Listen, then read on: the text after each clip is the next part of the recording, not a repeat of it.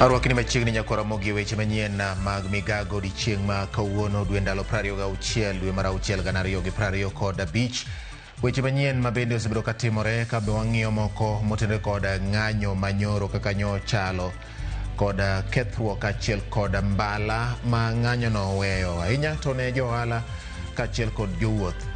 Weche ma bende medo gol kod jotelo kotenore kod ng'anyo ma kamano nyakora mogi gin weche ma bende nitiere. Jatend piny bende tinende ni oketo kata puodho ma keto chik pen chik bedo pen chik paro mar omenda magana 225 ma endo kal kod jod bura ma ibiro ti godo neno ni oyudo omenda ma isiro godo budget mar omenda magana 225 gana 226 ma bende en omenda ma chakore tarik 1 dwe mar 7 mar higani. Weche nitie mathoth nyakora mogi ka Philip Paroko bende koro do weyo thuolo e weche mane miyo itude kod nek mane en jaod bura ma Kasipul mosenindo Ng'ondowere akoro ni obiro bedo janeno mar sirikal. Nyakora mogi weche nitie mathoth. Mokwongo oyud thod weche. Jatend piny William Ruto puodho kendo keto koke paro mar chik omenda magana 225 mamiyo koro bedo chik ayanga. Kuna vijana walikuwa wamevunja supermarket moja hapa Rafimat. Hatutaki kuona wanasiasa wakichukua credit kwa maandamano ya watu ama Gen Zs. Johala ibu mama Nairobi kwano lal toko enni magi muki kendo kwal eng'anyo manyoro. Philip Paroko manena chiche nek mar Ng'ondowere do weyo thuolo ka koro biro bedo janeno mar piny owacho e burano.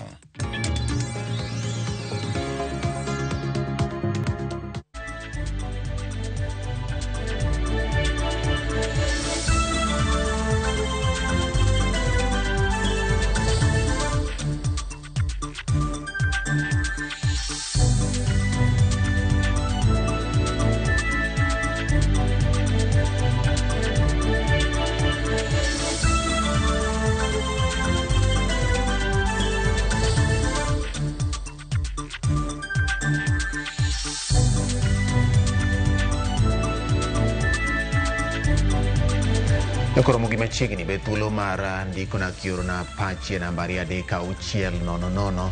Facebook en Ramogi TV Kenya, mbui mar YouTube Ramogi TV Kenya, X en @Ramogi TV KE. Machiegni nyinga en George Bati. Biro chuno jodak e kar chung' od bura ma Kikuyu mondo rit kuom kinde ma ok ong'ere kaka gibiro yudo chenro mag sirikal bang' apise mag sirikal wang' e kinde ng'anyo mag rowere odiechieng' manyoro. Tend doho ma Kikuyu ogolo kwayo ne jopiny mondo bed kod horuok e kinde ma gimanyo yore mag yudo konyruok margi kamoting'o chenro mag doho. Giyango ni buche mag maundu mago mane ok okawnegi yore manyasani mag mbui igeno ni biro rito kuom thuolo ma ok ong'ere. Wira ni biro chuno jochung' mopogore opogore mondo obi kanyakla mar temo yango buche go manyien. Okil Julius Njoroge e lo kinde mamoko okwedo tim kamano ka wacho ni mano biro thiro chenro mag yudo ratiro ne jopiny kamoting'o jogo mantie rumand mar winjo kata marito winjo buchegi. Ya kwamba hatuna computer wala file wala anything. The rest of the instruction tutapeana with time, si ndio? How possible itakuwa ku reconstruct your file we will discuss kama stakeholders and then we will find a way ya ku communicate, right? Wale wenye cases zao ni za civil, probably itakuwa easier though not smooth.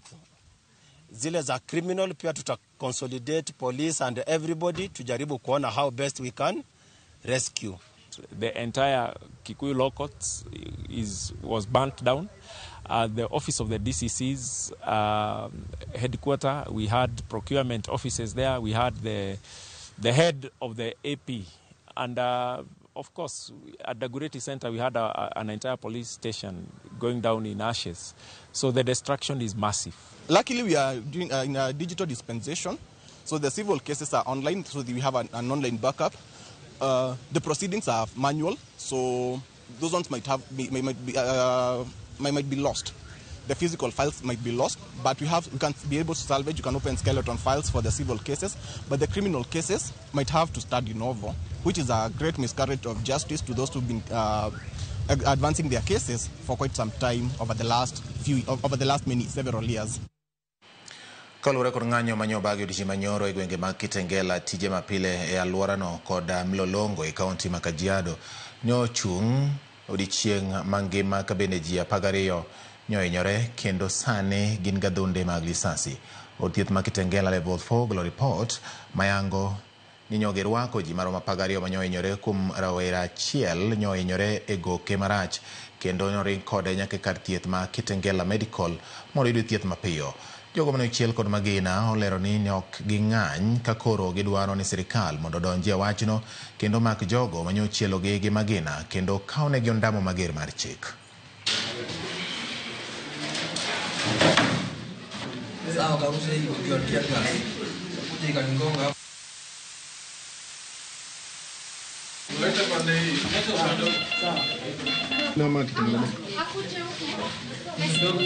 Mimi nafanya kazi nauza makaa hii saidi ya chini. Naona hii barabara ukiteremka nayo kwa nini? Kwa Panai. Sasa kuna customer nilikuwa nimepelekea. Naona. Sasa nikipeleka hivyo ndo nikasikia fika huko juu watu wanakimbizana hivi. Nikiwa natembea tu nikasikia nini hapa hivi. Sijui ilikuwa risasi kaniprash. Haikushika mfupa lakini ilimprash huku nyuma kwa nyama.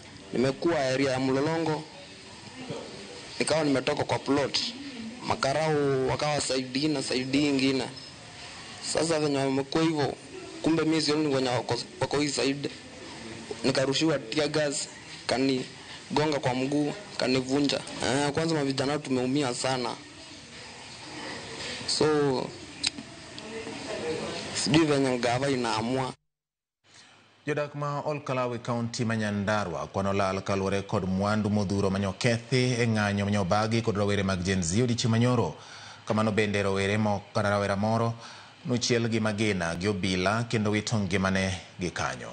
Jong'anyogo ochiko mirembgi kuom apisas mag county kod sirikal mamalo ka gimoko mach e mwandu mag kata manengogi ni malo.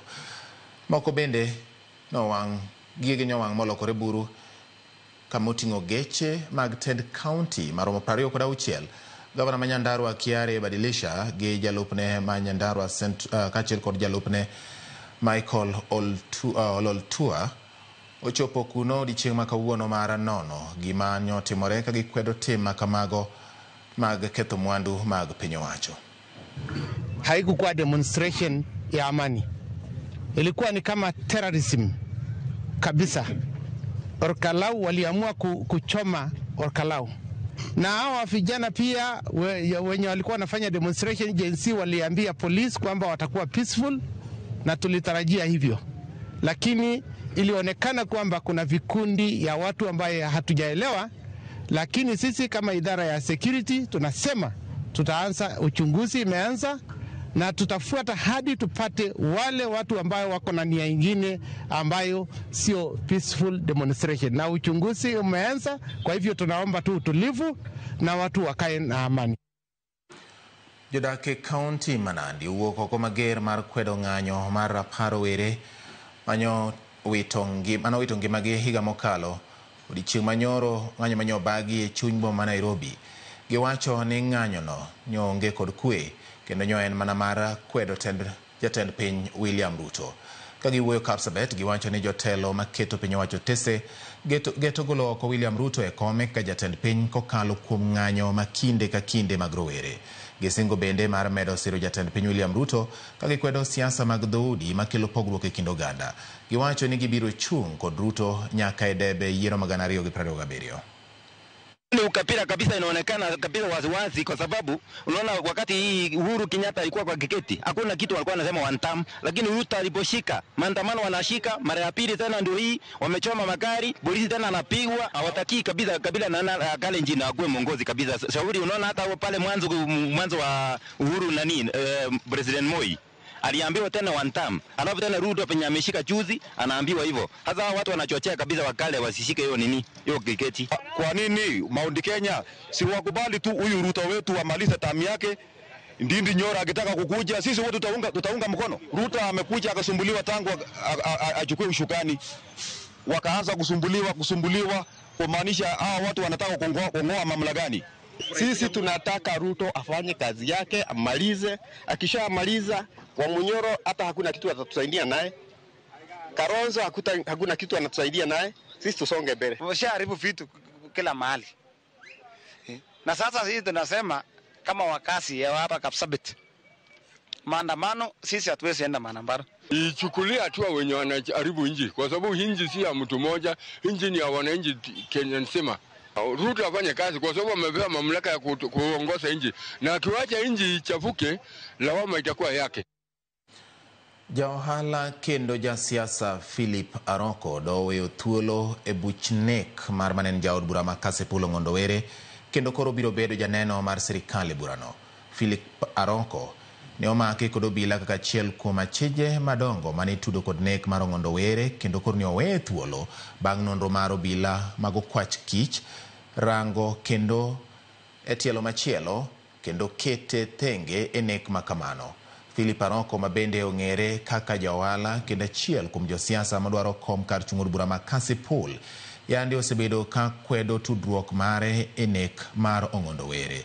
Gi sani achije adek ma itudo koda timo nek makamano pod odinegi ka pod burano dhi nyime.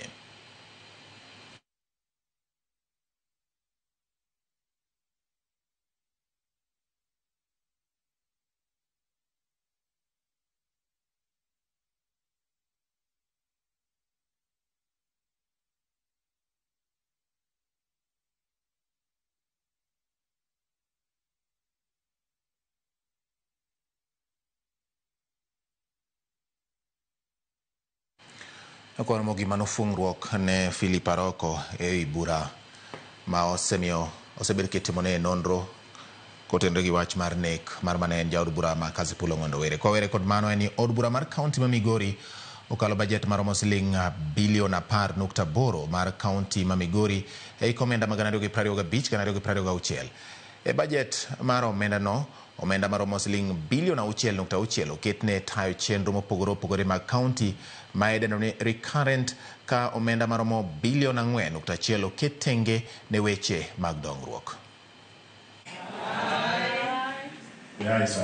E budget ni mar kaunti ma Migori mari komenda mar gana 225 nyaka gana 226 budget maromo bilion 10.8 omenda maromo bilion 6.6 oketi ne tayo chenro mopogore mag kaunti ma idendo kaka recurrent ka omenda maromo bilion 4.1 oketenge ne weche mag dongruok. E budget no gin gik machalo kaka skunde mag nyithindo ma iluongo ni ECD, wamiyo barabara, ahinya barabara wamiyo pesa mang'eny bilion 1.2 nikech koth ne ochwe kendo no ywero yore, koro oket pesa mang'eny midhi loso barabara to gi thieth, yor thieth e Migori County koting'o miyo keto gik moko e osiptende manyoger ma pod onge gik moko koting'o nyaka pesa ming'iewo godo yien. Ka ipimo kod hik omenda mar gana 224 nyaka gana 225 mane oketo omenda maromo bilion 3.4 nitiere medruok kuom omenda ma oketne dongruok e hik omendani ka omenda ma itayogo chenro mopogore mag piny owacho odok piny e hik omendani nyaka bilion 6.6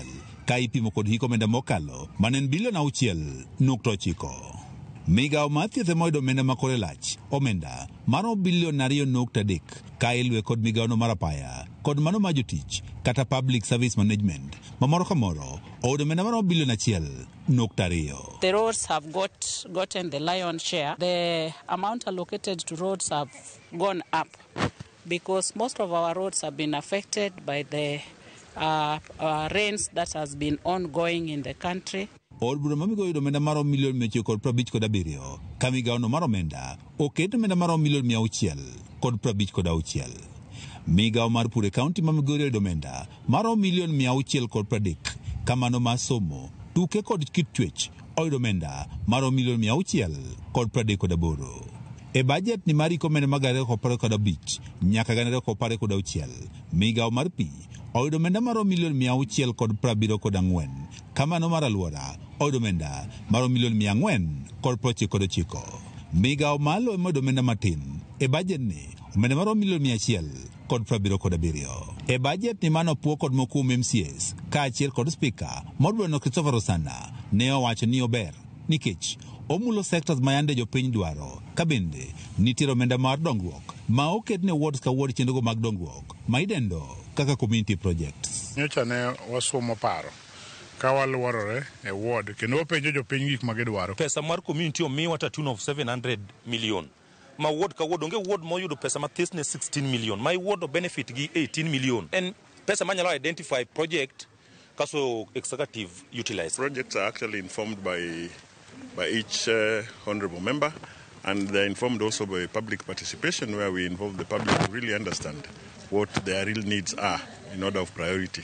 And this is where now honorable members represent their people and speak on their behalf. MCM Makalda Kanyarwanda Felix Okwanyo obedo ni opoe budget ni wacho ni gima doher en ni koro kete tim kaka ujore mondo koro konyo ganda e county ma Migori. Pesa ni executive oti kode maber mondo at least jo Migori ne the value of their money. Koro kiketo ni wan kaka MCS wan tich biro kalo kaka wasakalo ni to koro okudhi tiyo mamiyo koro jopiny ger kodwa. George Juma, Ramogi TV, Migori. Erokamano nyakoromogi kuom kete Ramogi TV report no mar Jojo matero e yweyo mokwongo e weche manyien mag migago tinende ni dakika na 14 bang' saa 7 mar odiechieng'.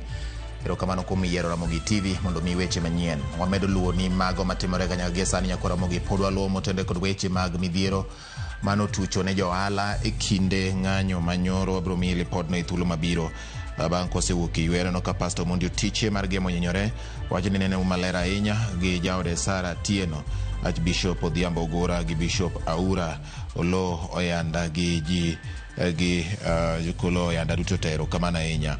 Aneni makare sana Rapogi Kenya mkago ka timna mos kumlal mara waya Cyprina Anton mara genga kadem Otis Tinga Oganyo Rapogi erokamano. Ramogi TV ler kendo mora ahinya bati made no ba moja mar Game Got Regea. Ramogi TV ler kendo migago chopo no yo makare gin gimeno iluongo ni Lavenda Kinyi erokamano ahinya kuom kete Ramogi TV. Bende amor kodu ka umedo keto Ramogi TV bedo namba 1 e oduganyo. Bati joma kwedo sirikal owetiyo gi kijende e weche mag siasa gine ma ginego kijende mano Sedi Jaseme ema wacho kamano. Evelyn Mike kawuok Kisumu kona ni Ramogi TV ler kendo neno eyo maber mor kodi bende kuom kete Ramogi TV. Tabu mar Josa kantiere Baro Lengo wacho ni wuod Bati teko mar polis chielo go jong'anyo go dagi dhi godo gi chiel godo joka Al-Shabab. Mano penjo mar Tabu mar Josa en bende oneno Ramogi TV odiechieng' ma kawuono. Puoch gi pak ne jiru temo kete Ramogi TV kendo en mor maduong' ahinya ni Ramogi TV medo mi weche manyien eyo manemba kendo eyo makare kaka medo molo. Nyako Ramogi anokaendi Honorable Brian Midio bende kona ni Bati aneno Ramogi TV weche manyien mag migago medo donjo no eyo makare. Awuoro kaka jomaundu nyo donjo kendo rocho ohala mag ji e bombe mopogore e Kenya ka. Ng'anyo ni chalga koro gima itiyo godo gi jomoko ma oko ero kwe mondo roch godo ngima oganda kendo ketho chumi. Asemo jomatindo wetena ni ka giyie to gidimbre kendo e kinde ma gidhi ng'anyo mas chiko yie ma katiba to gimed mana luwo chik jomaundu to bila mondo neni orakore godo nikech gibiro thiro chumi kaachiel kod dongruok mar piny Kenya. Kik hiny nyithindo e maundu ma itimo gi joma moko bila otim tich manemba kendo gilidh gikol e kinde jong'anyo jomaundu marocho kwe kendo ketho mwandu. Erokamano nya Brian Midio kuom kete Ramogi TV mano wuod Lang'ata weche manyien mag migago. Inyisa ni thuolo mara mar dhi yweyo mokwongo en sani. We mondo adhi yweyo ka waduogo to pod wan gi weche mamoko ma en Ramogi TV weche manyien mag migago.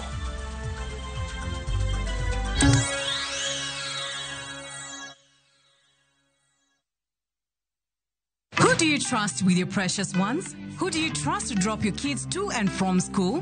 Who do you trust with all your packages? Who do you trust to get you to work, airport, or to that late night plan? Wigo. Introducing Wigo, your trusted ride. The ride with the most reliable, verified, efficient, and transparent drivers. With fabulous cashback incentives for passengers, each trip on Wigo feels like an upgrade. Download Wigo from Play Store or App Store or SMS Wigo to 20425 and ride with confidence. Wigo, let's go.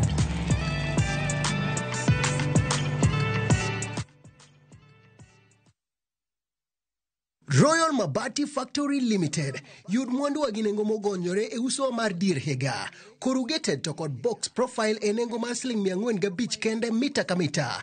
Brick tile e nengo mar $482 mita ka mita to kod roman tile e nengo mar $517 kende. Bed mus wakelni mwandu ni nyaka idhudi kamora mora ma intie pachoka. Gochnoa e namba ma en 0722-338-383 kata ket oda mari e mbui ma en www.royalmabati.com.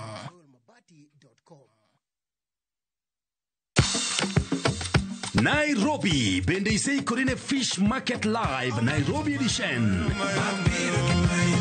Geso tarik 28 dwe mar auchiel higa ni iko chakore saa 7 mar odiechieng' nyaka che. Costa Ojwang gi The Fishers Band kelo ni buro mapek Uhuru Gardens, Nairobi. Chungolo kaka Susan Owiyo, Prince Inda, Winyo, Bran Sigu, Okelo Max biro kelo ni ngolo ma live e stage.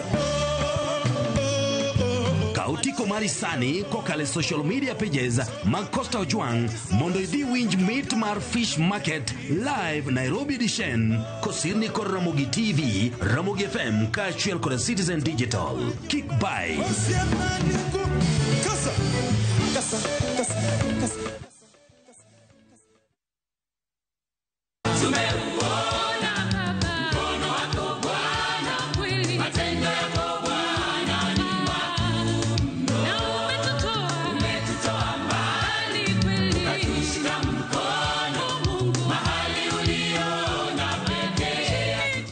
Ukitaka kupata sikiza kodi ya mkono wa Bwana, tafadhali bonyeza *811*404#.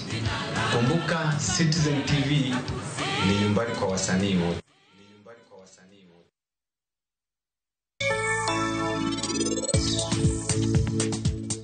Ang'ombe ino kidwana rom kode. Ini gombo rom kode ahinya donge? Wadhi rom kode. Ini wacha dier maiye. Nyako manitino osekawo pacho wadu. Niti? Anaparo kamano. Kata ka nyakono ber machal nade, an okane kako nyalo bedo chi wuoda. Okane gima ber kuome. Ang'eni wae maloso ga chike odni. Anasechano gimoro amora maber mabro miyo waya yie gi Niti. Rit matin. Ini chanang'o?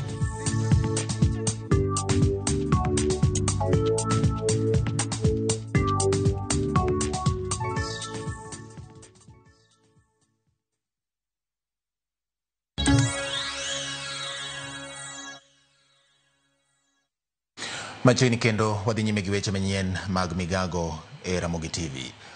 Obila e kaunti ma Siaya osechako timo nonro kaluwore kod tho mar nyithindo 2 manyo yudi gi min-gi kowito ngimagi e odgi gweng' ma Upande sub-location na Mabaro Lengo e kaunti ma Siaya.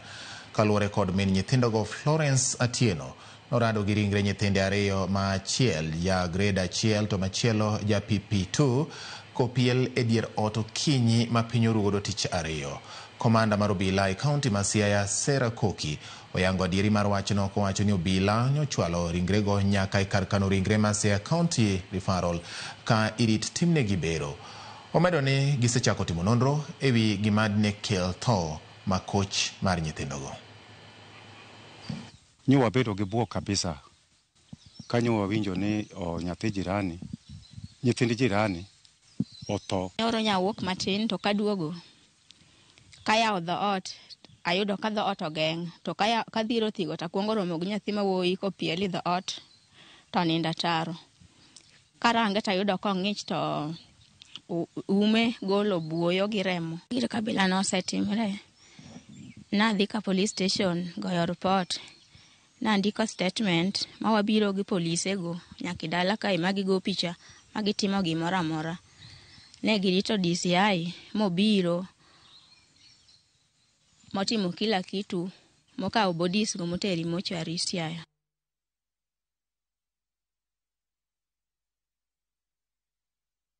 Koro mogi wageno ne ratiro biro yudore ne janyuol nyithindo ariyogo ewi masirano. Johala kwano lal mathoth e boma ma Nairobi kotenre kod ng'anyo manyoro mar yango jok manonegi kinde ng'anyo mag 2024 e dier boma ma Nairobi. Johala ma koja alwora ma Globe Cinema Globe Roundabout ni kod buok bang' chiew kendo yudo ka mwandu mag ohala mag oyaki kod ji ma pod ok oyangi ma ikoni nyoni e ng'anyo. Moko kuom madukni bende ne ochwe ma otiaye mach. E wang' apaya ma Luthuli kod Kenyatta dukni mag masinde, simbe kod laptop bende ne oyombgo ka jo maundugo nyomuko wang' dede mag CCTV ka gidonjo e duknigo. E wang' apaya ma OTCE monj ma kamano oweyo ka dukni monywando nyaka supermarket mar Quickmart manitiere alwora mar OTC nyoyaki kendo bila mag kwach kich ochopo kanyo ka gitimo nonro margi e yo malach. Watoni watudre kod jafwambo marwa Walter Nyambaga ma gi kinde ne chuoyo wang'e kaka weche chalo e boma ma Nairobi bang' ng'anyo manyoro kaachiel kod kwan mag johala ma koro nyaka sani oseyudo lal kotenore kod ng'anyo kata monj manyo tim bang' ng'anyo manyorono, mondo nyiswa ler to gin ang'o gini ma wang'e oseneno.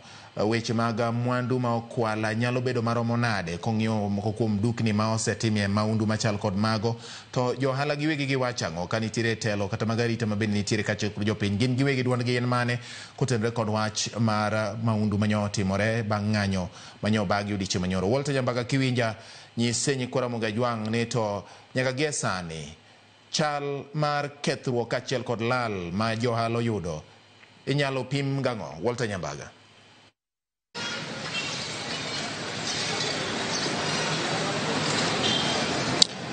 Bati mosmo or ni ok romi mana michopo kata yogi e badi ma seche moko nyalo romi.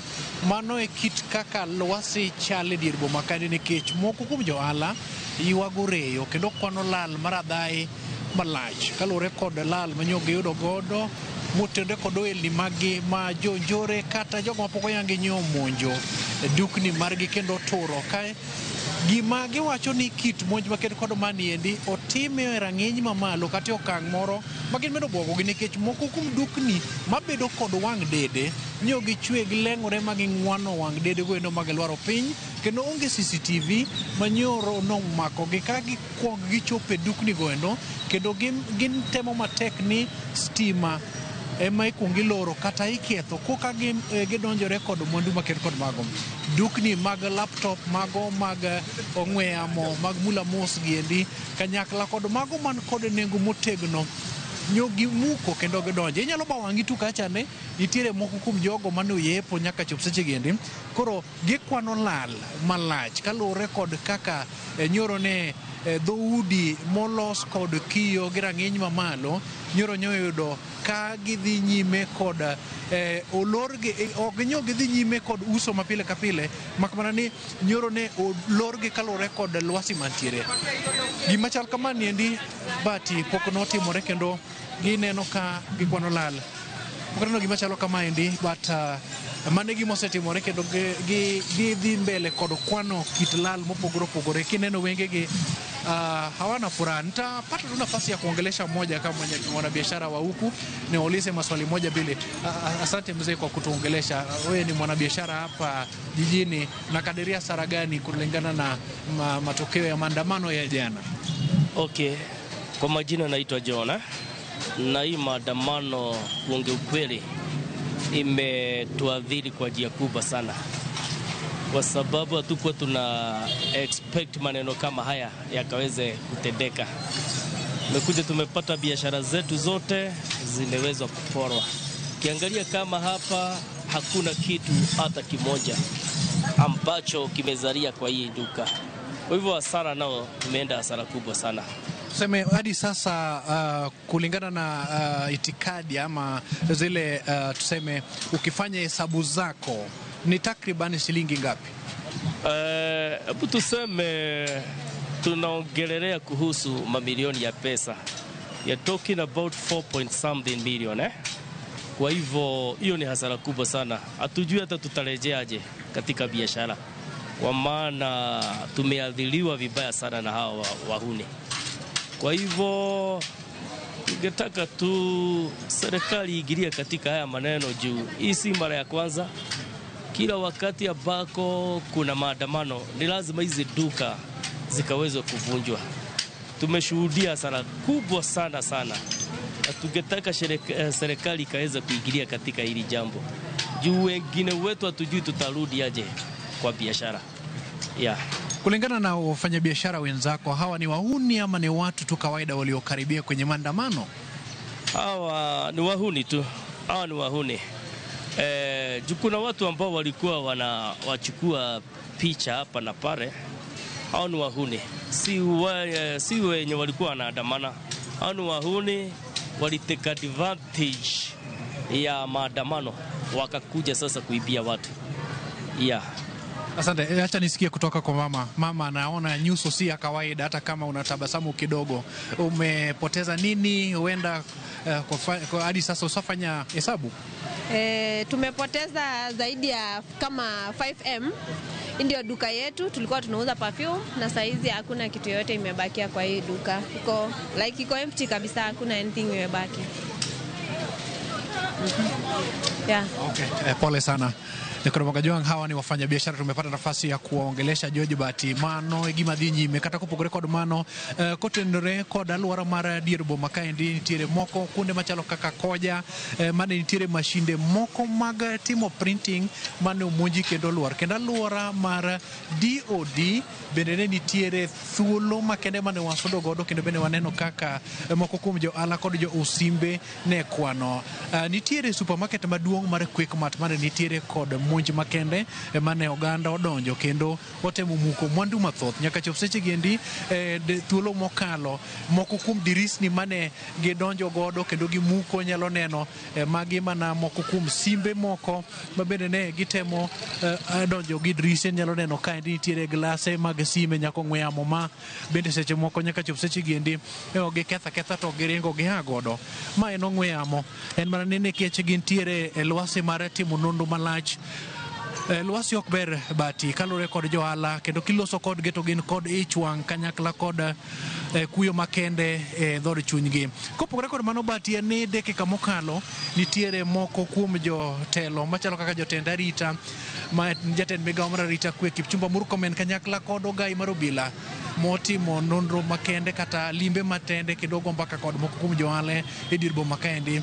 Duoko magia godo komoro jo oganda kata gin owuon kinde mathuo thuolo machuok kwa kuondegi seche gende gibiro loso kod ute mag fwambo mondo migi chiw report margi kod okenge magibiro kawo. Makmana ni aluora mar boma pod ok ni kare, kendo johala dhano chung' manongech kinyalo ng'iyo tung' koni nitiere moko kuom johala moko nyaka chop seche gendi ok gidonjo kuondegi mag timo ohala, makmana ni gisudo mondo gikichre mana gi chien. Moko kuom dukni ok oyaw kalore kod luoro ma pod nitiere. King'iyo dho wang'gi pod gintiere kod luoro mathoth. Moko kuom apeyni ma osebed kitiyo godo ok ni kare ahinya kalore kod kit kaka lwasi ne chal nyo pange kite, kendo Bati kakora wei nikech kalore kod kaka chal yiena monda koni ni dier boma makaendi kopogore kod lal en ni oganda osebedo kani kod piem mar gir nikech lwasi mar iro malongo wang'. Dhano gir e kinde mage kwano lal. Erokamano Walter Nyambaga kaka itimonwa twak gi jogo magen johala, kendo an bende kaka iwacho Kiswahili kiwuoyo gi ya manyisowa midhiero mamako gi ang'isi ni shukran kede. Erokamano ahinya Nyakwara Mogi. Wadhi nyime gi weche mamoko ka Nyambaga pod medo luonwa manitie kotenore kod weche mag lal ma johala oyudo bang' ng'anyo manyoro. Jatend piny Kenya William Ruto keto koke paro mar chik mar omenda mag 225 kendo kete anga kaka chik okinyi ma kawuono e chenro mano ywore gi tend od bura mamalo. ma biro manandalo machuok kende bang' od bura kadho kendo puodho paro mar chikno e od bura.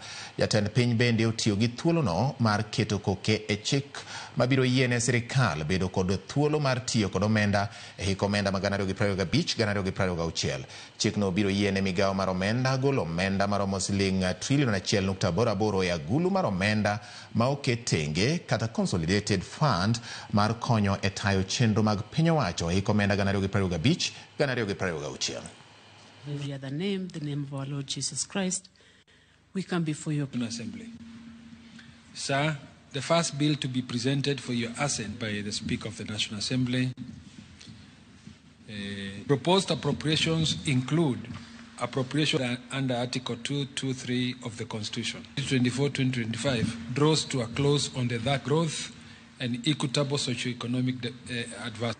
Kuyo mako jodala moro e aluora mar Ebusanjilo e ward ma Itumbu kar chung'od bura ma Emuhaya bang' jal moro majariemba piko negi yo magalagala. Mosenindo Jonathan Eba onei kod joma iwacho ni nyowuondore ni dwa idho apiko mare ka bang'e to nyogoe gi chuma ma owito ngimane e holo moro manitiere but skund primar ma Isumba. Jonyuol ne olero kaka en jal ma ogen ne odgi kendo thone oweyogi marach. Minode Selina Akoya olero kaka mosenindo Jonathan nyiso luoro kuom tho mar joriemba piko madhi nyime aluora mar Muhaya kod Luanda. Kabende owacho ni timbego osekelo luoro mathoth. Joriemba piko koro dwaro mondo okaw ndamo mar chik ne jogo mosefweny ni timo monj makamago. Nini wameshikwa? Sisi hatuna haki ya kuishi hapa Kenya. Vijana wetu wa bodaboda wameisha. Wezi beba hata mtu usiku, unamalizwa. Na wenye watumaliza ni wenye wanatujua vizuri sana. Sasa mimi nashindwa. Tafanya nini? Ananiwacha uchi. Sababu huyo mtoto ndiye na mimi nategemea yeye. Mimi ndio baba yake. Amepigwa mapanga soka. Alipigwa soka kwa kichwa peke yake. Mtoto wangu alikufa kama ameweka mkono kwa kichwa. Akabeba mkono juu. Akachukua jaketi yake wakamfungia. Ni vijana wengi wameuawa. Sioni hata wakishughulikiwa, sioni hata wakifuatilia. Wametusahau kabisa. Serikali imetusahau. Watoto wengi wamebaki mayatima. Wamama wamebaki wajane. Kuna kitu wanafuatilia. Mimi wenye walimuua na waachia Mungu na nimewasamehe. Safari ya bai kuwe njema.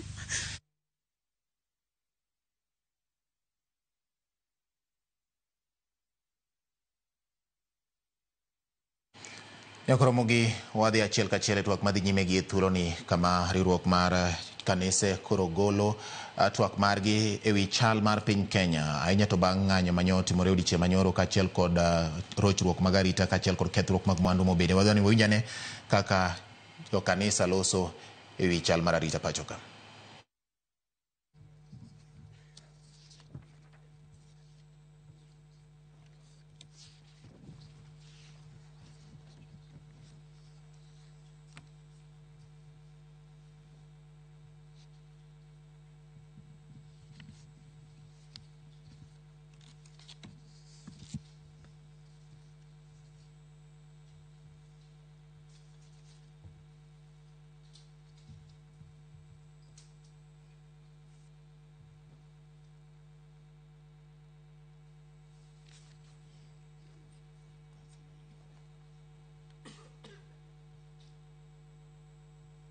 Once you are ready.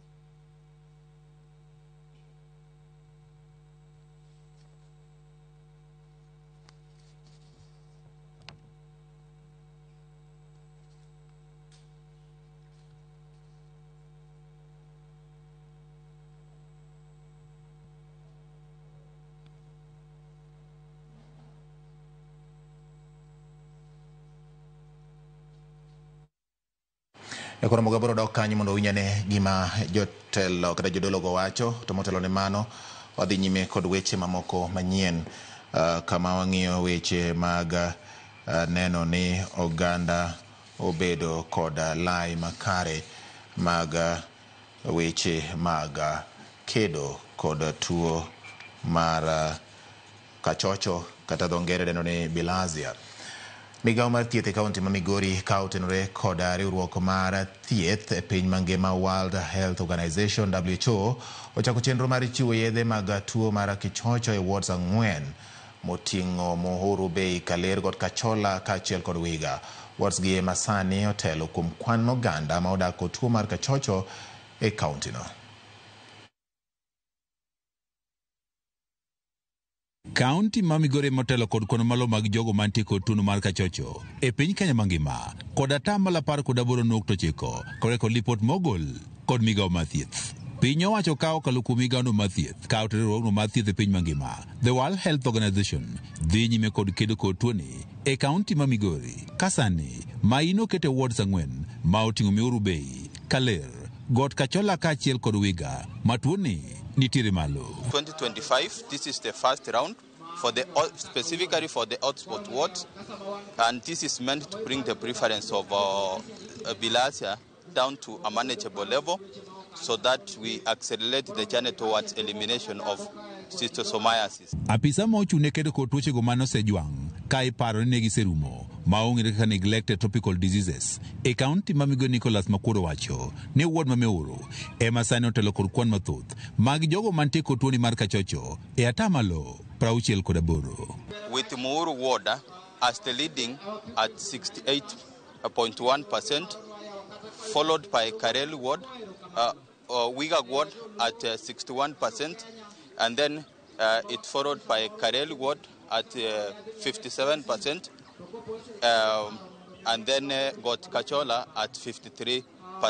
Makuro wacho ni wards gi tuoni nitiere malo nikech oganda tiyo kod pige kaka mano mar nam lolwe, pige go ma opong' kod tuoni. The predisposing factor is because of the nearness to water bodies which are infested with vector snails. And then the second one is actually having what we call open defecation. E tielo machielo mar kedo kod tuoni e kaunti ma Migori, migawo mathieth e kaunti ma Migori ka otenore kod World Health Organization ochako chenro mar chiwo yedhe mar thiedho tuoni mar kachocho e wards 4 gi. Jatend migawono mathieth e kaunti ma Migori Kalibo Pondi kod Joyce Onsongo, apisa matiyo kod riwruokno mar World Health Organization, ne oyawo ayanga chenroni e ward no ma Muhuru. Wachako distribute yedhegi kwachako gi Muhuru ward ka kaeto wadhi got Kachola gi wards mamoko mondo tuo mar remo ni waduoke chien kata watieke. WHO has identified 20 diseases in the world that we call neglected, but especially 5 of them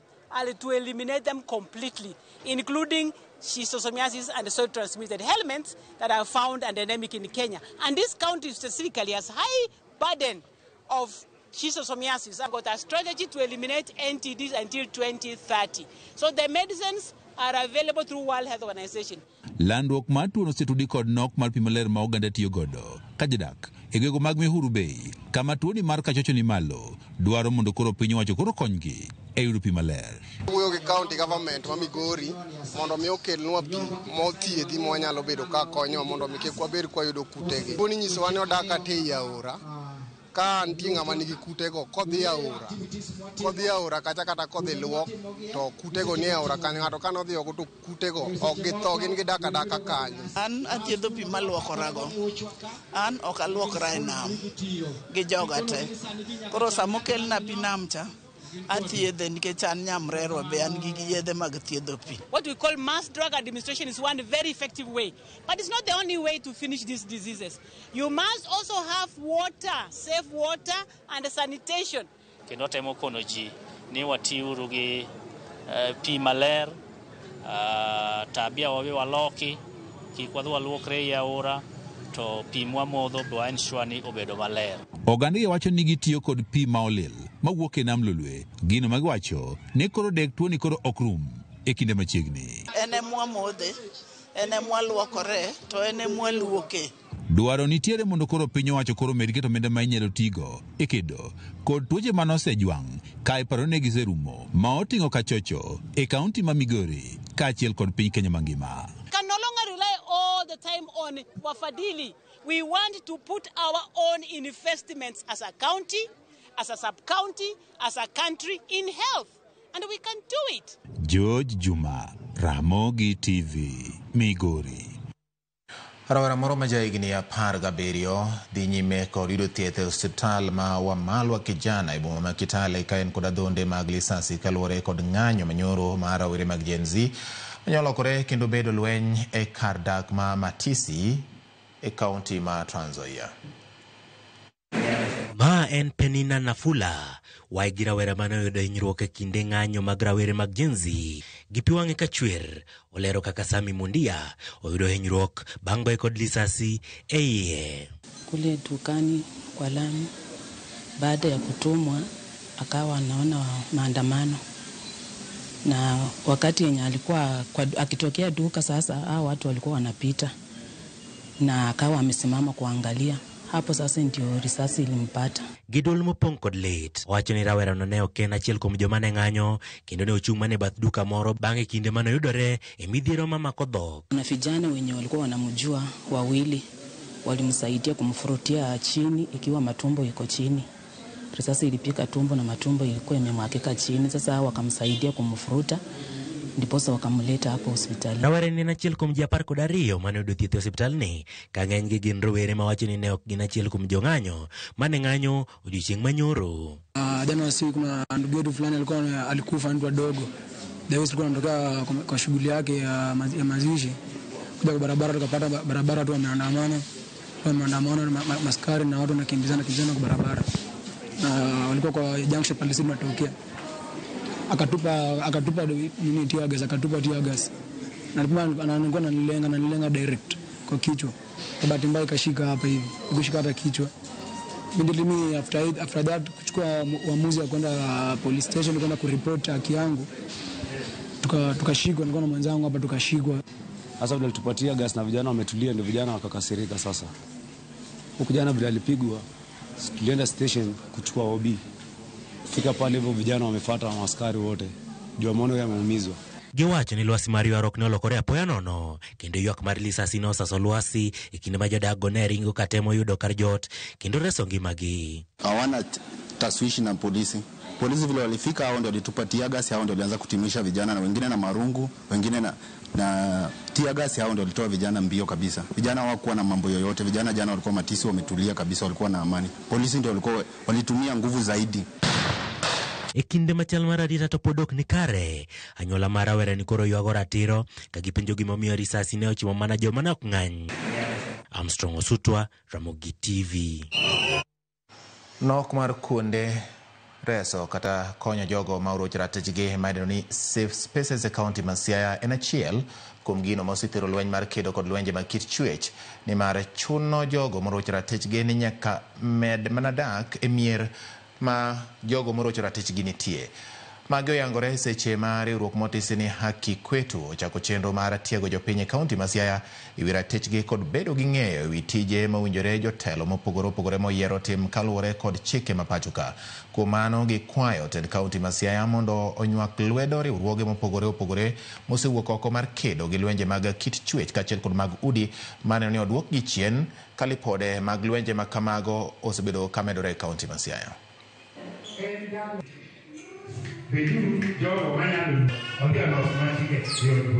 Konyo donjo maber kuonde ma wakia wang'eyo, kuonde ma ok dhi maber bende wawacho ma an gadier ni puonj ma kawuono ni oyawo pachwa kendo mi wang'eyo mwanyalo luwo gi sani i weche duto mopuonjwa. Wanwang'o puonjruok kendo an kaka japiny gima nwang'o kar kendigo koro miya ng'eyo tije ma jotendwa wayiero kaka MCA nyalo tiyonwa. Gibedo representative magwa e assembly. Wanyalo tero negi ywakwa gigo mwachande kor gwenge to gitimonwa. GBV cases ng'eny to waonge gi safe spaces moromo e Siaya County. Koro moso South East Alego wuod kumane wawuothe gi sani wayudo ka onge safe space mantiere. Jomacho wacho ni ahinya weche mag GBV giwacho ni police okaw action mapiyo. Gineno ni ng'ama dichuo konego bed ni go report weche machal gima. Then wan gi scenario number 2 e weche mag defilement cases kod rape cases. Giwacho ni gitero report but ok gineka there is a right process mar investigation ma mondo giwach ni ochope court mondo atua mondo kaw. E scenario number 3 giwacho ni nitie gik moko ma bende idole kor gweng' kan thuolo donje ko. Nonro yango ni timbe mag terruok e kind oganda mawuok e anyuola achiel osebedo ka medore e kaunti ma Kilifi magibiro kaluwore kod nonro motim kod riwruok moro mar apisas ma kaunti no. Gie sani duol marango kit chwech NGC nie okang' mamalo mar keto arita makare ne mond liete ma osebed kiketho ratiro margi kendo rem yudo ratiro makamago. Komisina maduol no Laktar Margaret Karungaru wacho ni duol no oseyudo thuolo mar goyo mbaka kod mond liete kendo winjo ywakgi. Oluwo ni sani gin kod adier ni mond liete owinjo jiwnegi arita. Katika kaunti yetu ya Kilifi, zile ambao tunaona dhuma ambazo ziko kuu sana ni hizi kesi za incest. Watu wa familia moja, baba na mtoto, mjomba, cousins, mtu na shemigi yake ama mtu na binamu wake. Kwamba hizi kesi ziko nyingi na sana kama kesi zina dhulma za kijinsia zinahusu familia, huwa kupata haki ni ngumu kwa sababu mara nyingi watu wanaikalia kifamilia na zile kesi haziwezi kwenda mahakamani na yule mwathiriwa kuweza kupata justice. We've met widows and we've sat and listened to their stories and listened to their issues, and we are doing this so that we can be able to formulate a bill that will be taken into parliament. Zile bonds na bail terms ambazo zinapewa au washukiwa wakati mwingine huwa inapunguzwa sana. Na unakuta kwamba washukiwa wanapata kutolewa na kuwa trace wakati mwingine ni vigumu sana kuwapata, na pia kuna hofu katika jamii kwamba wakirudi katika jamii basi wanaweza kuwa tishio kwa wale ambao wameenda kuripoti hizo cases. Kuhakikisha kwamba haki zao zimeimarishwa za kimsingi, tunafanya kwa ukaribu na vitengo vingine mbalimbali vya legal kuangazia kwamba tumeweka sera maalum ya kuhakikisha kwamba wajane wanapata haki zao kama inavyostahili katika nchi yetu. Kinde ma piny mangima ingori chieng' mar dhialo kata kedo kod kata yango kenge ma oseketi e kedo kod yedhe ma mero ji kaachiel kod ohala mag yedhego. Duol mochung'ne kedo kod yedhe ma mero ji e pacho Kanakada otimo romo e kar tiegruok ma Kericho Township mar ingori chieng'no kendo pidho yien. Kotelnegi kod jata chenro Wendi Waithaka, jotelo mawuok e duolno ogolo kwayo ne jochung' duto mondo rang chenro mag bero ngima rowere kod jopiny kendo ni ji duto onego kaw ting' mar kedo gi yedhe mamero ji. Korka kore jagoro mar riwruok kuonde tiegruok Shadrack Tanui oyango ni kwan mag rowere mariwore gi kuonde tiegruok igeno ni biro medore kowuok 700,000 nyaka 2,000,000 kachop giko higani kendo ni nitie dwaro mar chwalo puonj ne rowere ewi tiyo kod yedhe mamero ji. Every year, the world comes together to commemorate International Day Against Drug Abuse, and this year we are also planning to commemorate it here in Kericho. So we came together as representing both government and non-government institutions. This year, the theme for the International Day Against Drugs is "The evidence is clear, invest in prevention." So today, one of the things we did to commemorate this event is to come and plant some trees to continue to making Kericho greener as we focus on improving the lives of the young people and the populations here. This celebration on the International Day Against Drug Abuse and Trafficking is coming at a time when we are concerned also with doubling and making our enrollment increase from the current 700,000 in the country in the TVET colleges to the anticipated 2 million before the end of the year. And so we are happy that we are partnering, we are joining in this incredible journey of ensuring actually that our youths are free from drugs in our institutions. Ekindo wera 7,000 mauke kaunti ma Kericho mano cholo dwaro margi mar riwore kod tije ma idendo ni kazi mtaani. Mana 700 kende ema ibiro mi tijego ma ichako ayanga tarik 1 dwe manyien ne chenro mopogore opogore kamoting'o pith mar yien, ler mar alwora kaachiel kod keto ler e aora. County Commissioner Gilbert Kitio e kinde romo ma okelo kanyakla jotelo mag riwruok mar Ngao ma bende omagi alap mar kar tiegruok jopuonj ma Kericho Olero ni yiende makwan gi romo milion 2 osepidhi mar neno ni gichopo chik mar jatend piny mar pidho yien makwan gi romo bilion 15 kachopo higa 2032. Bende omedo ni nyaka sani duol ma ochung'ne bunge e pachoka oseiko koth yien mar romo milion 8 ma ibiro pidhi e kor gwenge. We have applied and we have received over 7,000 applications within Kericho, and very soon we will be doing the final picking or the final choosing of those to work in the Climate Works program. So the youth should be prepared. First batch works for 2 weeks, and then another batch comes for the next 2 weeks, like that. So that one, 1st of July, the youth should be ready to go. We'll also be talking about the 15 billion trees, which we'll be planting. So far in Kericho, we have planted over 2 million trees. And we have been told by the county conservator that we have 8 million tree seedlings which are available this season for planting. Yakoromo giwadhi e yweyo mar ariyo weche manyien na mag migawo kik dhi mabor ka duogo to poran gi weche mamoko oting'o mag tuke.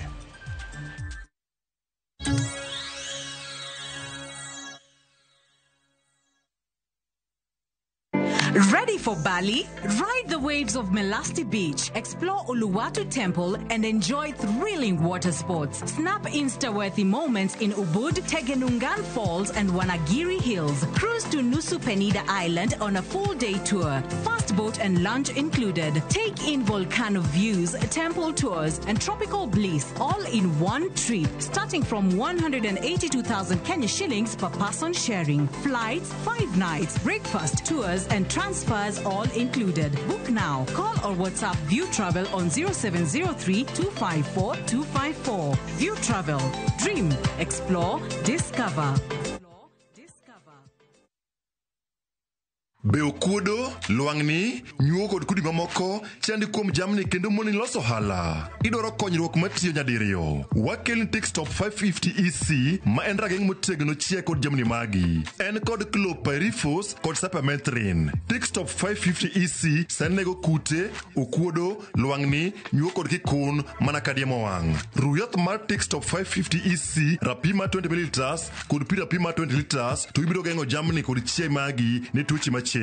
Oruwe kod mo kendo tiyo kinde malach koriembo luangni, nyuogo, kikun, okuodo kendo biro miya rita makare kuom ndalo 7. Limagrovet mantie machiegni kodi kasto penj yath mar Textop 550 EC mondo chieg magi kod jamni odage gi makare kendo mi yuto mamalo. Osho, we grow with you.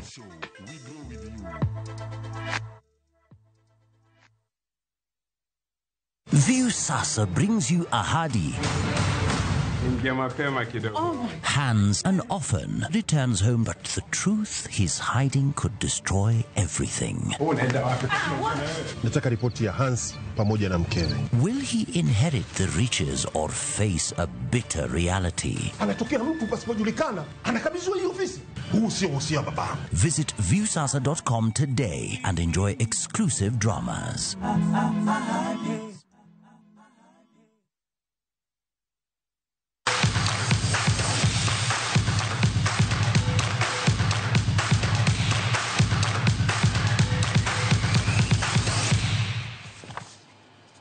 Machini wadonjo weche mag tuke. Joseph Karanja obedo jaloch mar tuke mag golf mar mbalariany ma Madok.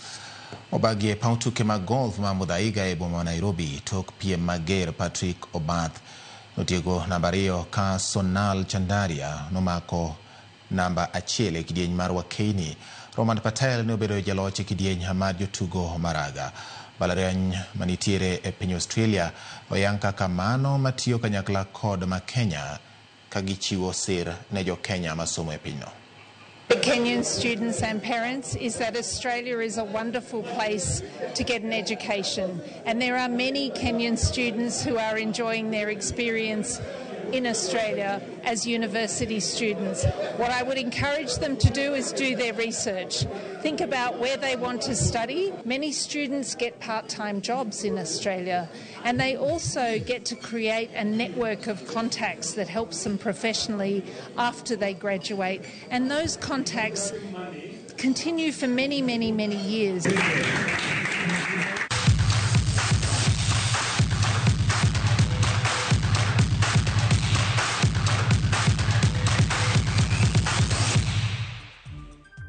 Giko mar weche manyien nyakwaromogi mag migago waromo kendo kodi sa par weche manyien mag kagi kache loya mosiro weche manyien kutingo jagope chamara Ben kachiel kod director mara Stafford Asuza kachiel koda yawaduto Rosie kachiel koda Willy kachiel koda Ancent dutote wadani mondo miakwane gi hayo maber.